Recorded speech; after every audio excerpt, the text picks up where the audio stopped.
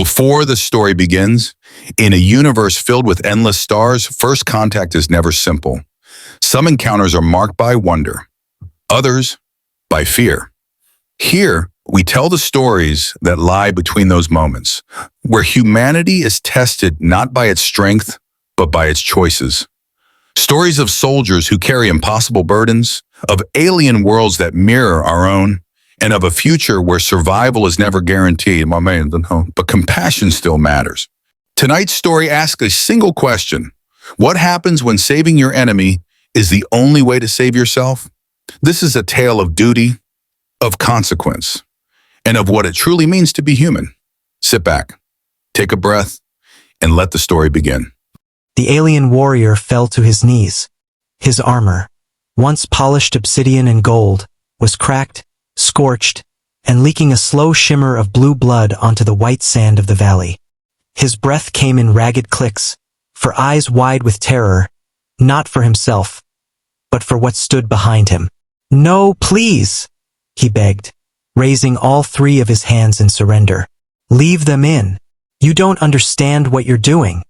Sergeant Daniel Reyes stood 10 meters away, rifle steady, visor dimmed to reduce glare from the dying sun. He had heard this before. Different language, different planet, same plea.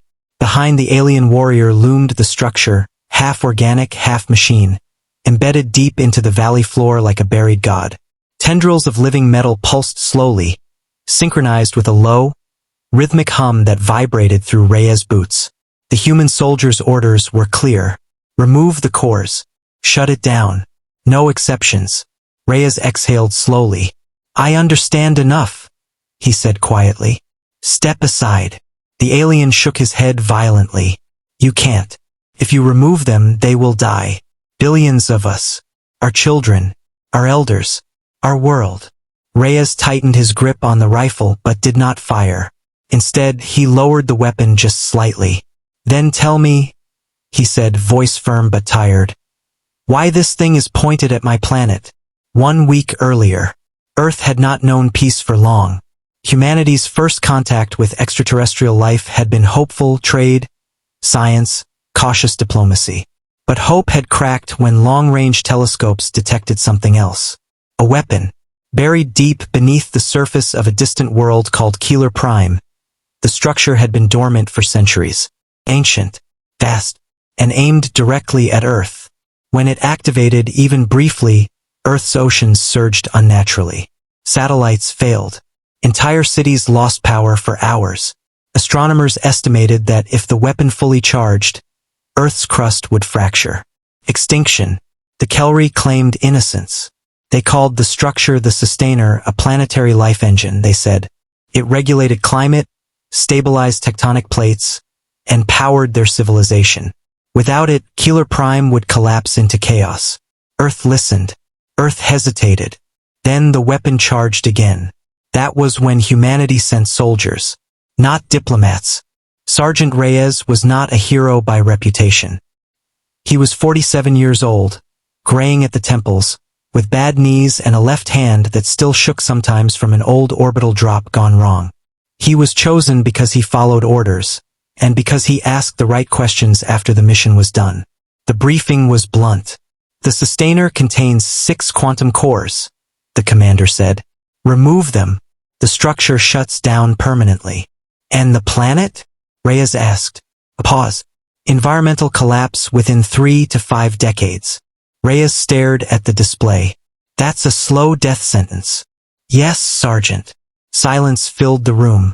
Then Reyes nodded. "Understood. Because Earth had children too." The alien warrior, Commander Threx, crawled forward despite his wounds. "Our people are not your enemies," Threx said desperately. "We never fired the weapon. It reacts automatically to perceived existential threats.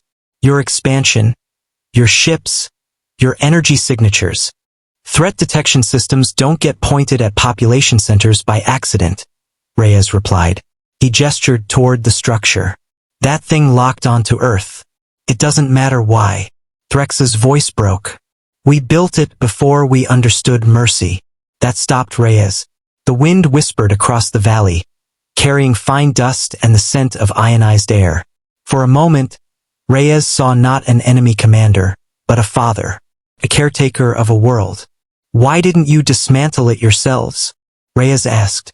Threx laughed bitterly. Because we cannot survive without it. It feeds our oceans, warms our poles, stabilizes our moons. It is woven into our biology.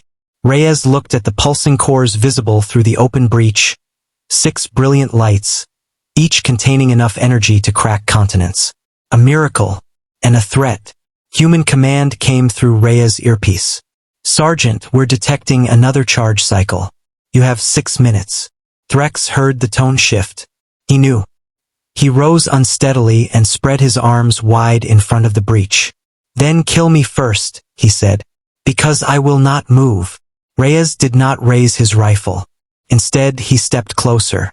Commander Threx, he said calmly. How many of your people live on this planet? 7.3 billion. Reyes nodded. Earth has 8. Threx closed his eyes. Reyes continued. You say this machine keeps your world alive, but it also nearly kills others. That means it's not a life system anymore. He paused. It's a loaded gun. Threx whispered. Please. Reyes reached into his pack. Not for explosives. For a data spike. I can't leave the cores in, Reyes said. But I don't have to destroy them. Threx's eyes snapped open. What? We remove 4, Reyes explained. Enough to disable the weapon permanently. Enough to force adaptation but not collapse. Human command shouted in his ear. That violates mission parameters. Reyes ignored them. The remaining 2, he said to Threx, will barely sustain your world. You'll have to change. Build differently. Live differently. Threx trembled. Our civilization will shrink. Yes. Our dominance will end. Yes. But your children will live, Reyes said quietly. Threx looked at the structure, at his world, at the distant sky. Then he stepped aside. The removal was brutal. The structure screamed, not audibly, but through pressure and light. Shock waves rippled across the valley. The ground split. The sky darkened.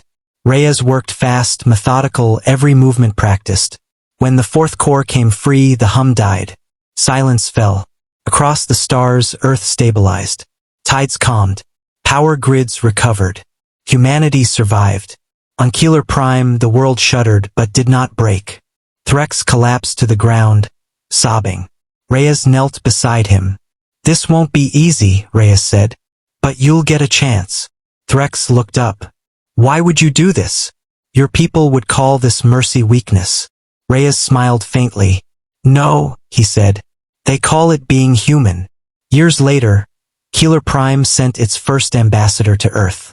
The Kelri no longer ruled the stars, but they endured. And among human soldiers, a quiet story circulated. About the day a man followed his orders, and still chose compassion.